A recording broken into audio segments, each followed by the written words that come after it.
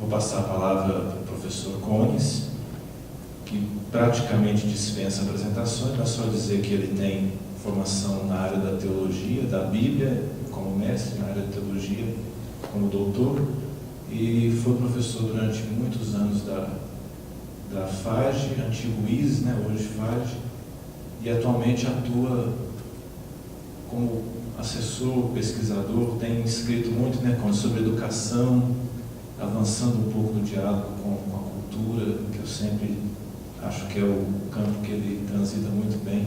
Então a palavra está com ele. Nós vamos combinar assim, como tem sido feito, né? 40 minutos para cada um dos interlocutores.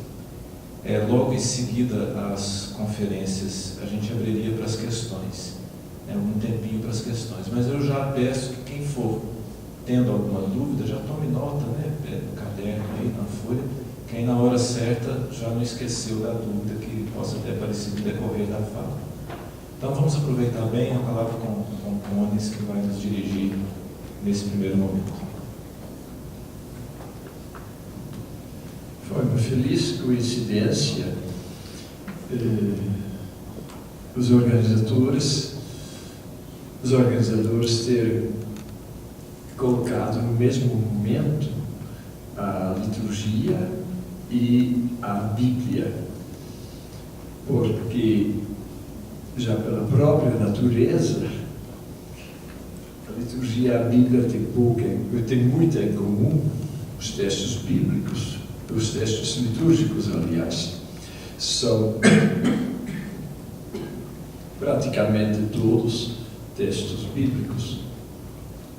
Também, pela coincidência da Bíblia e da liturgia na minha própria vida, eu só comecei a me interessar pela Bíblia a partir da liturgia, que era uma das minhas paixões de juventude e ainda hoje. E além do mais, isso é muito significativo, os dois primeiros assuntos que foram levados à mesa do Concílio Vaticano II foram a revelação, que incluía então o tema da Bíblia, e a liturgia. Acontece que o esquema preparatório da revelação topou com a resistência de quase 2/3 dos bispos que estavam no concílio, porque o esquema era mas muito conservador. Repetia praticamente as posições do Concílio Vaticano I, de 1870. Não que estas posições estejam erradas, mas é bom lembrar que o Concílio Vaticano I foi interrompido por causa da guerra da unificação da Itália, com todos os problemas que isso trouxe para o Papa Pio IX, etc. Portanto, o Concílio Vaticano I só disse a metade das coisas. Então, o esquema preparatório sobre a revelação poderia ter sido rejeitado por 2/3 dos bispos, então seria automaticamente eliminado. Não chegou bem a 2/3.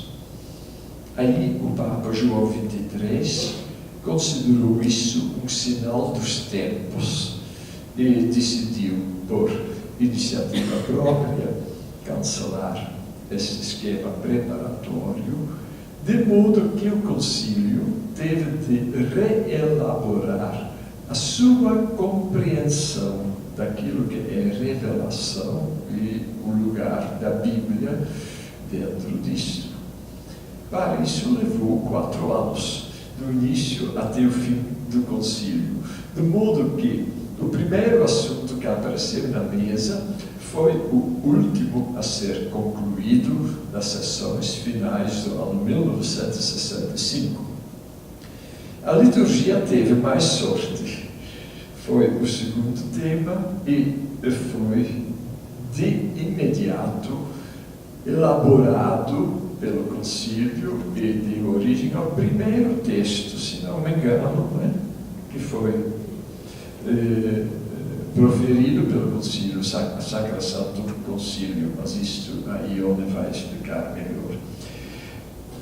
Eu digo isso para mostrar que a liturgia, em certo sentido, estava mais preparada para o amadurecimento que o assunto da revelação, porque a liturgia é a prática da oração do povo.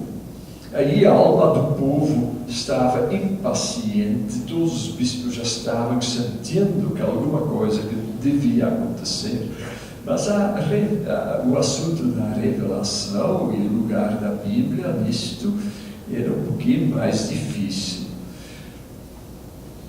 Contudo, se a gente olha bem a história antes do concílio,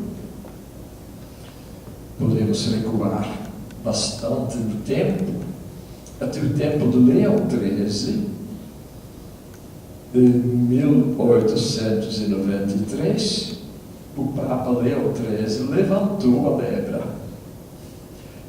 com sua encíclica Providentissimos Deus, que preconizava uma renovação dos estudos bíblicos, com bastante abertura, porque o século XIX era o século da crítica racionalista à Bíblia. E o Papa Leão XIII, que era um homem muito, mas muito inteligente, e não só em termos de teoria, mas também de prática, foi o homem que lançou a primeira grande encíclica social da Igreja, Rerum Novarum. O Papa Leão XIII percebeu que a questão da leitura e da interpretação da Bíblia era uma questão fundamental. Só que, depois de Leão XIII, a Igreja pegou uma espécie de gripe, ou de dengue, não sei o quê.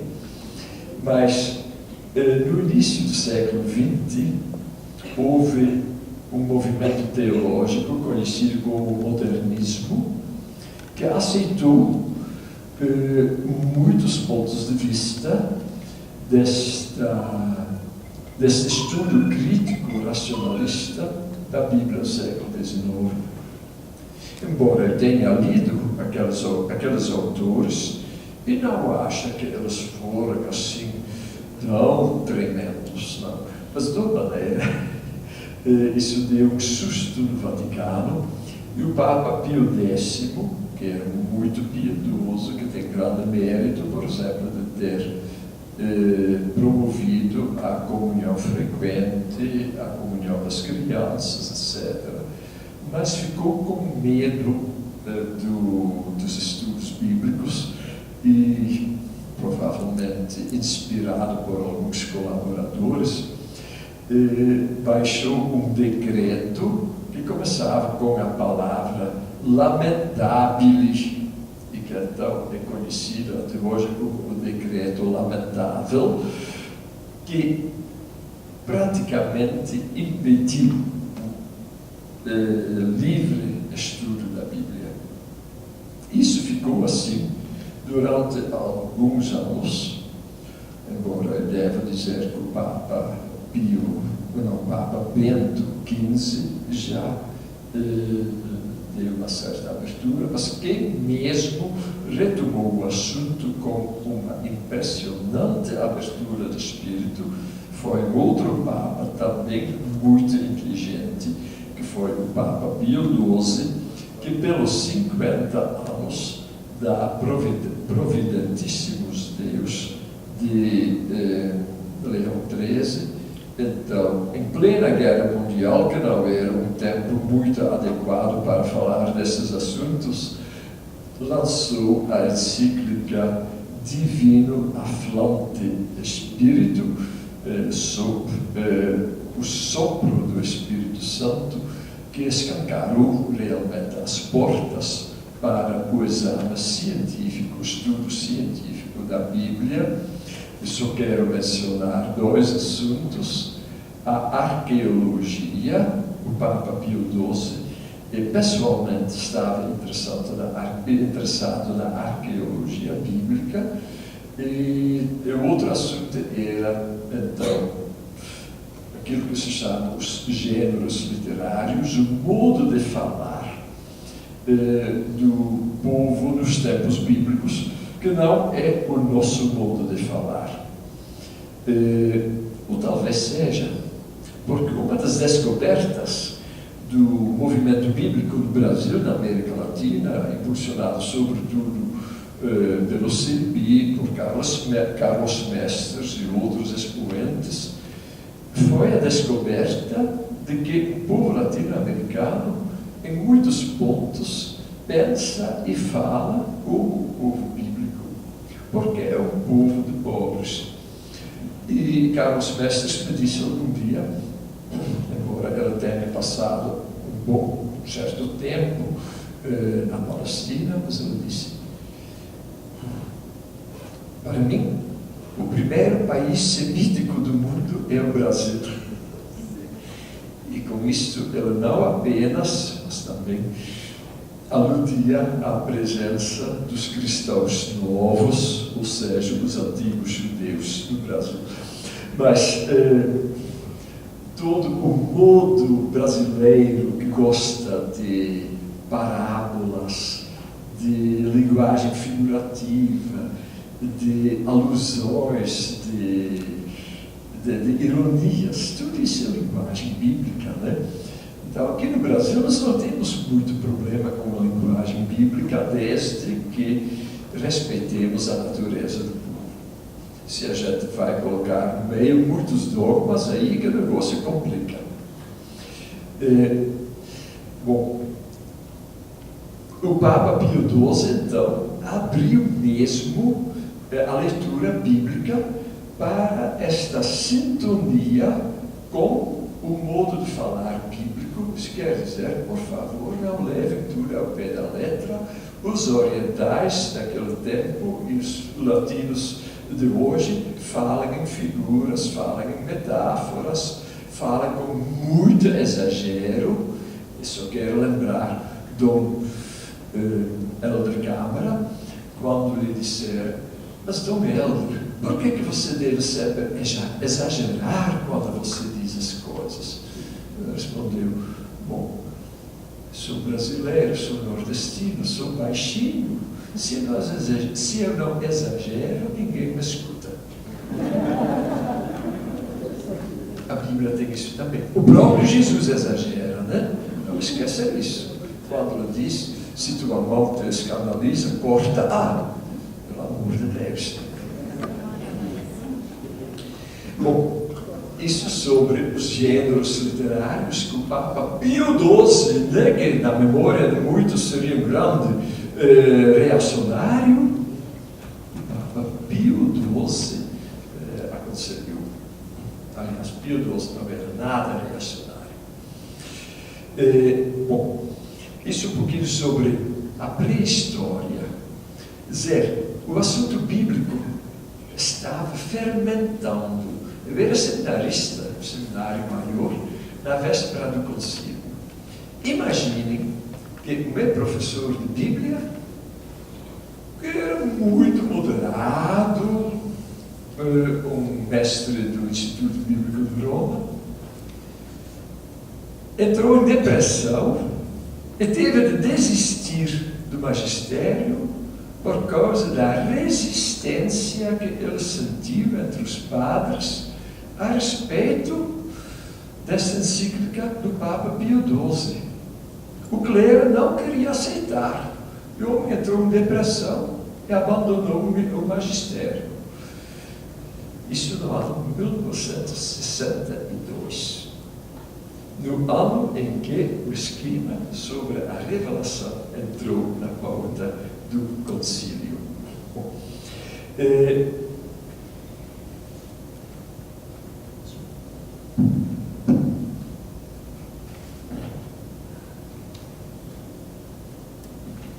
quase entrei na palestra errada aquela noite.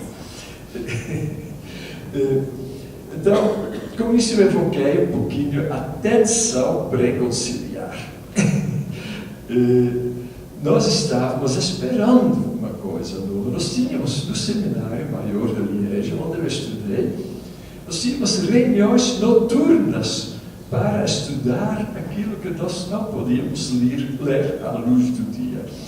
O livrinho daquele bispo americano, John Robinson, Honest to God, Deus Diferente.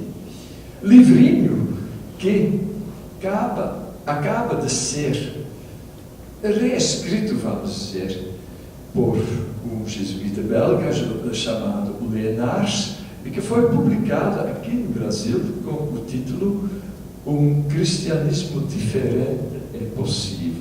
São exatamente os pensamentos do bispo americano 50 anos atrás. Vocês podem ler. Esta era a tensão pré-conciliar, na véspera do concílio. Uma outra tensão era a liturgia, porque havia muito tempo já que se faziam experiências para ler pelo menos uma parte da liturgia, as leituras em língua vernácula, etc, etc. Mas isso eu vai explicar. Esses dois movimentos, o movimento bíblico, então incentivado por Pio XII, mas que tinha suas raízes bem antes, por volta do início do século XX, 1900, por aí, a fundação do Instituto Bíblico de Jerusalém pelo padre Lagrange, etc, etc. Né? E, por outro lado, o movimento litúrgico e, então, também a ação social católica, a ação católica que deu origem à JOC, Juventude Operária Católica, etc. Todos esses movimentos que tinham fermentado na base do povo católico é que provocaram o concílio, além do outro lado, a incipiente secularização e até descristianização da Europa. Né? É bom ter este contexto diante dos olhos. Tudo isto no ano 1962, 2 anos antes da Revolução Gloriosa do Brasil em 1964. Eram tempos de mudança. Pouco depois, haveria Maio 68 em Paris. Bom, vamos então ao assunto, a Dei Verbum, né? Que, portanto, levou 4 anos para amadurecer durante o concílio.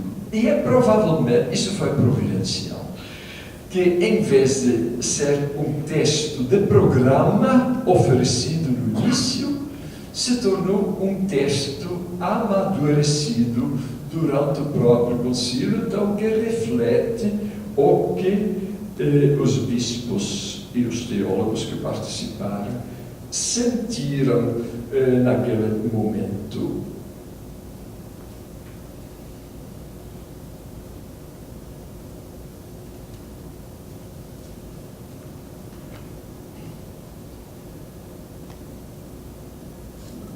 O texto de Dei Verbum não fala somente da Sagrada Escritura, e nem em primeiro lugar.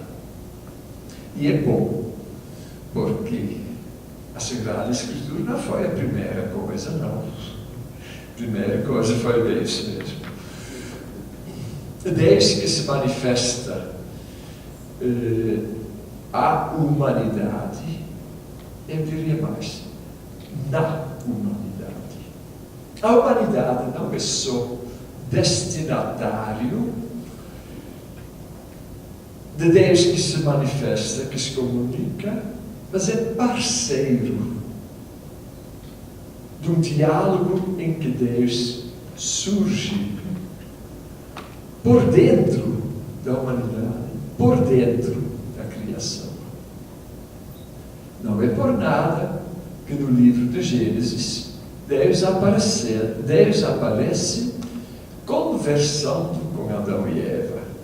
Conversa um pouquinho difícil, mas isso significa que não devemos pensar que Deus colocou os seus decretos prontos e acabados para a humanidade obedecer. Não. Deus se manifesta em diálogo com a humanidade. Então, tanto o texto Dei Verbum, como Verbum Domini, que é o fruto do sínodo dos bispos de 2008, que era um sínodo sobre a Verbum Dei, portanto, uma reflexão sobre o Verbum Dei com 30 anos de distância, 35 anos, começam com este tema da Palavra de Deus.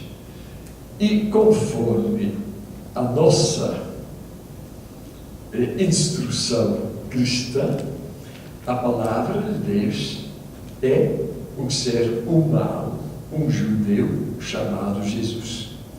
Os dois textos têm isso em comum, que Jesus é a manifestação no meio de nós deste diálogo que Deus trava com a humanidade, ou também deste Deus que se dá a conhecer na criação e na história humana.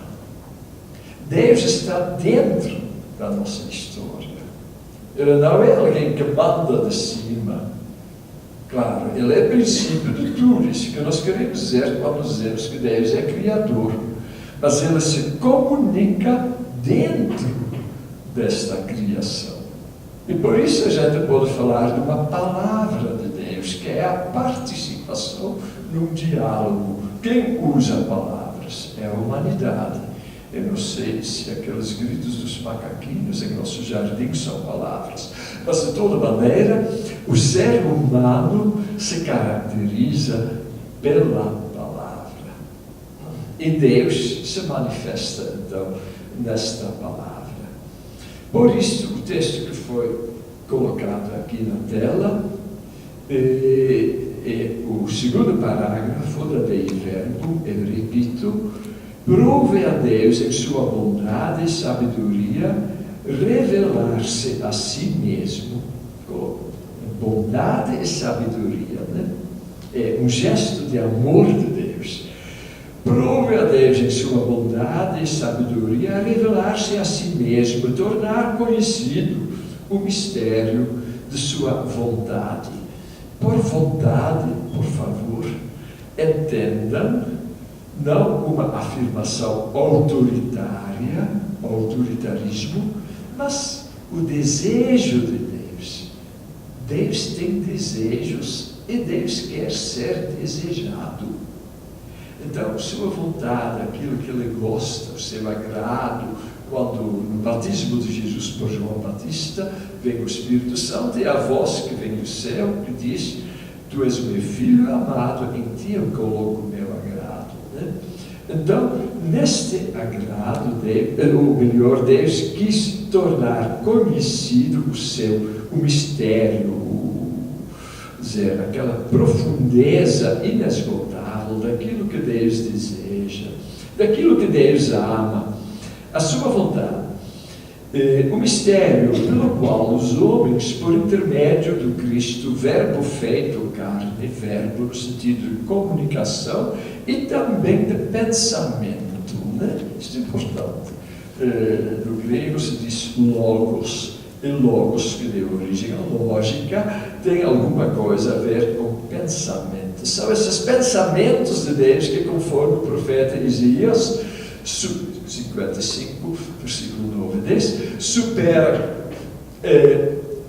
os nossos pensamentos como o céu supera a terra, né?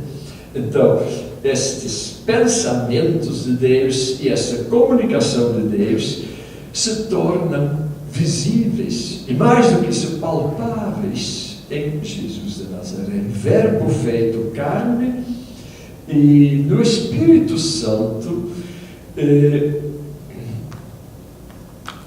Os homens têm acesso ao Pai e se tornam participantes da natureza divina. Quer dizer, a humanidade entra nesta roda de conversa que Deus abre conosco. Venham na roda. Isso que Deus diz para nós, através de Jesus Cristo, animado pelo Espírito Santo, que anima a nós também, de modo que nós estamos no mesmo Espírito que Jesus nesta conversa com Deus. Isto é o início da Dei Verbo. Passo para outro parágrafo que eu acho muito importante, o parágrafo 8, a tradição viva. Eu disse que a Sagrada Escritura não era a primeira coisa é Deus mesmo. Coisa não, porque isso faz pensar no objeto. Deus não é objeto, nunca se pode tratar Deus como um objeto, mas sim como um parceiro no diálogo, né? Deus que se revela a nós por um movimento de amor. É assim que nós devemos considerar Deus. Todas as outras maneiras de considerar Deus são muito imperfeitas. Ora, esta manifestação de Deus começa no paraíso. Adão, onde estás? Chama Adão para a sua responsabilidade. Porque Adão não tinha respeitado uma coisa que só Deus pode fazer: determinar o que é bom e o que é mau. Adão queria se apoderar do conhecimento do bom, do bem e do mal. Aí Deus abre o diálogo. Adão, onde estás? Eu me escondi. E depois disso, Deus sempre andou correndo atrás de nós, que nós escondemos para ele. É Deus que abriu o diálogo, Deus que puxa a conversa. Ora, nós vemos isso em toda a Bíblia, desde Adão, depois vem Noé, vem Abraão, vem Jacó, vem José, vem Moisés, etc. Sempre Deus tentando puxar a conversa. É a humanidade que vai registrando, primeiro na memória e na transmissão oral, e depois por escrito, o que era uma espécie de revolução tecnológica comparável à revolução informática dos nossos dias. Começaram a colocar por escrito esta manifestação de Deus que está à nossa procura, mais do que nós à procura dele. Porque Deus é bom pastor e nós somos as ovelhas perdidas, né? E isso aí cria, então, uma transmissão. Essas experiências de Deus à procura da gente são transmitidas de geração em geração. Isso que se chama a tradição, né?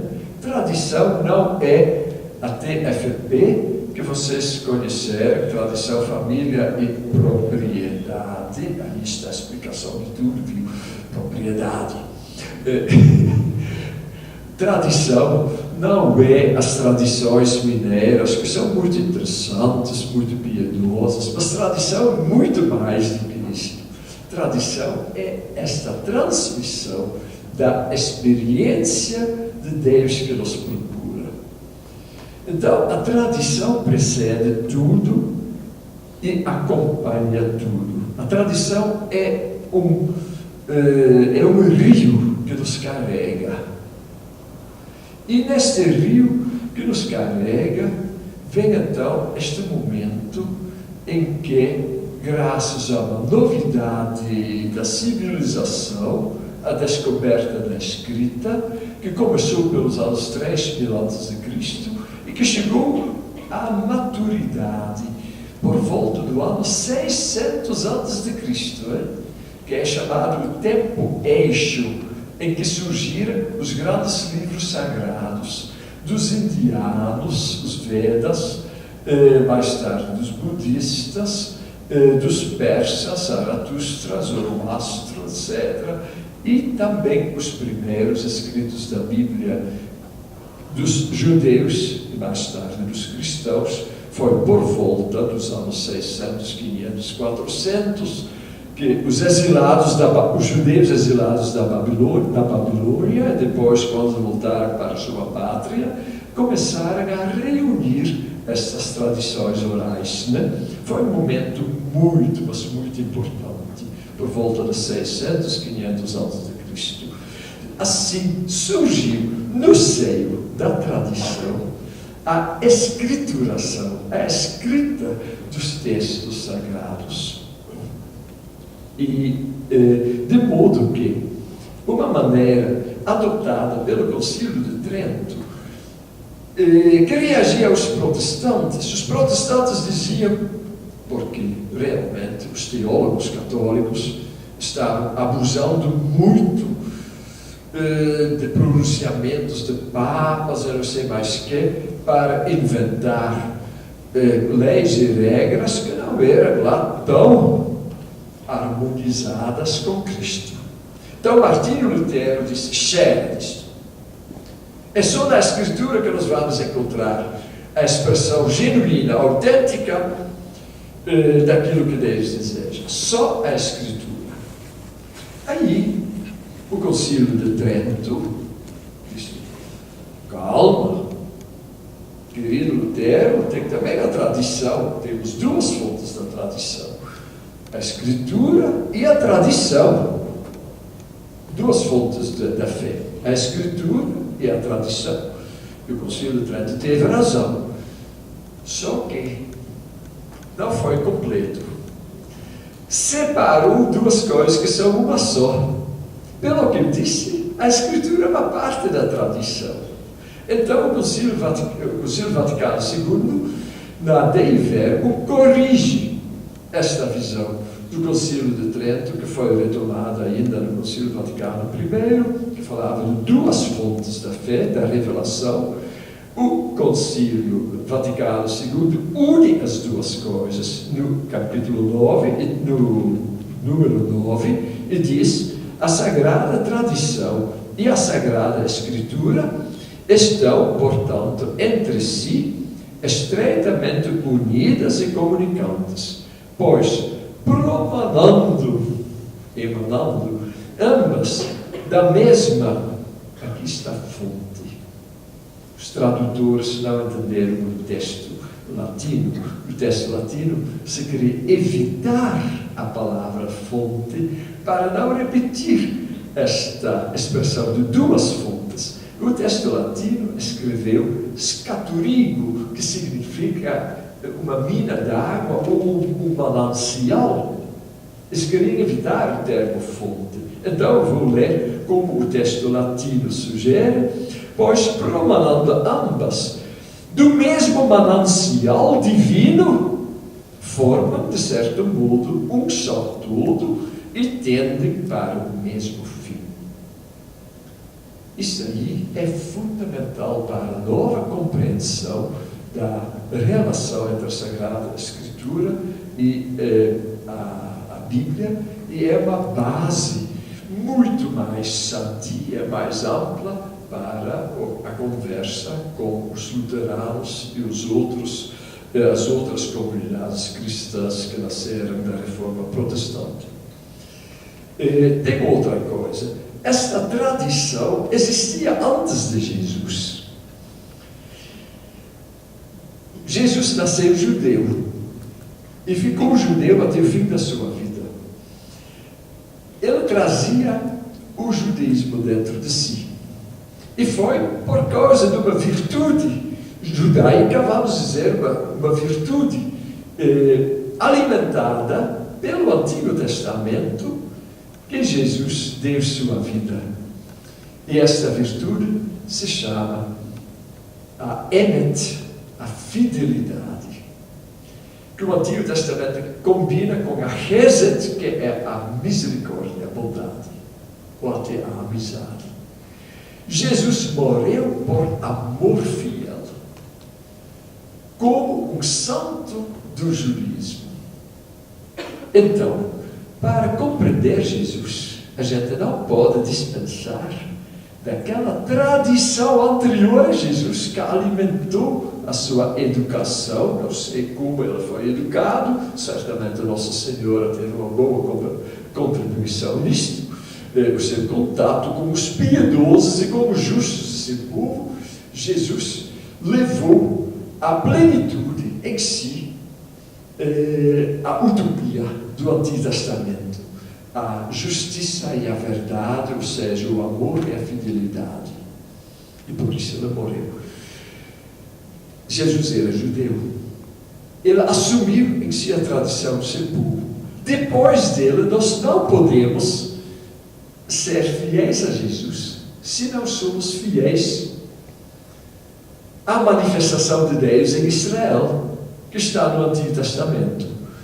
Quando, no ano 150 depois de Cristo, 100 anos mais ou menos depois da morte de Cristo, um teólogo egípcio que vivia em Roma, chamado Marcião, quis jogar fora o Antigo Testamento. A grande igreja percebeu que não era por aí e condenou a posição do Marcião, que queria eliminar o Antigo Testamento. Disse: não, o Antigo Testamento é nosso, porque sem ele nós não podemos atender Jesus. Embora Jesus tenha renovado, tenha realizado aquilo que os profetas disseram 700 anos antes, Jeremias, Ezequiel, que Deus daria um novo espírito, de modo que haveria uma nova aliança, um novo testamento, não mais apenas escrito nas letras, mas gravado no coração. Jesus realizou esse novo testamento. Não podemos compreender o Novo Testamento sem o Antigo. Isto põe certos problemas. Será que nós então devemos estudar hebraico? Graças a Deus, não, porque os próprios judeus já tinham traduzido a Bíblia para o grego e inglês daquele tempo, 250 anos antes de Cristo. Nós temos pleno acesso a esta manifestação de Deus no Antigo Israel e no judaísmo, para compreender a plenitude da sua manifestação em Jesus Cristo. E aí, como eu tenho pouco tempo, deixo o resto do lado, vocês podem ler na publicação do meu artigo, que aliás eu esqueci em casa. Mas então, em Jesus, Deus deu a sua palavra plena. Deus se comunicou plenamente. E por isso é que podemos, que São João diz que Jesus era a palavra de Deus, sem restrição nenhuma. A mesma palavra e o mesmo pensamento que está em Deus, desde que ele se conhece por Deus. Uma palavra de amor, que ele falou exaustivamente, sem limitação, em Jesus Cristo. Desde que me conheço por Deus, eu quero dizer uma palavra a vocês. Eu amo vocês. Esta palavra soa plenamente, em plena verdade, quando Jesus leva a sua obra, a sua missão, até o fim, ficando fiel, enfrentando a inimizade, ao ponto de dar a própria vida. Por isso, São João da Cruz, num belo texto citado na Verbum Domini, do Papa Emérito,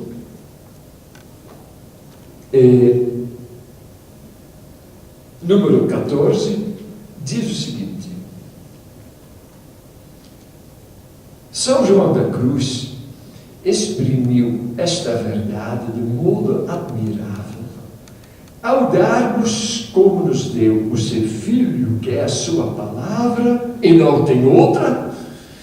Deus disse-nos tudo ao mesmo tempo, de uma só vez, nesta palavra única, e já nada mais tem para dizer.